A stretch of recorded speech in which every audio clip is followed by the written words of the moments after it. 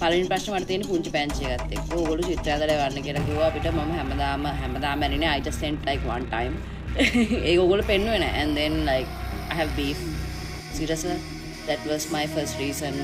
Second reason, as you all know, is when Shihan Miranga were Sirasa Tuppasai dying karbuga. That was the second reason why I have beef with Sirasa. And the third reason, the third person I have beef with is Jathika Rupawahini. Jathika Rupawahini එකේ සිල්වසන් කියලා කතාවක් පෙන්නුවා ගොඩක් කල්. ඊට පස්සේ ඒකේ අන්තිම හරිය නිකන් හොඳම හරිය වෙනකොට එකපාරට එක නැවතුණා. මම ඒ කාලේ ජාතික රූපවාහිනියත් එක්ක ගොඩක් තරහින් හිටියේ.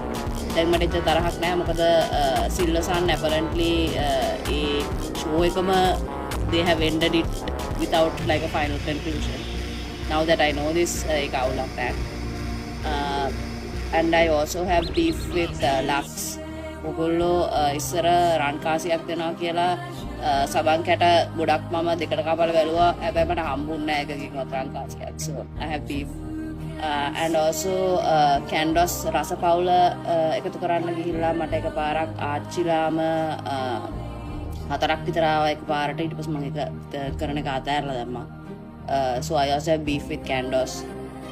And also the last but not least අපේ grade 5 එකේ ශිෂ්‍යත්ව පේපර් එකේ තිබ්බා මේ toothpaste දාන්නේ කොච්චරක්ද කියලා tooth brush එකේ අර හරියට තියෙන diagram එක තෝරන්න කියලා.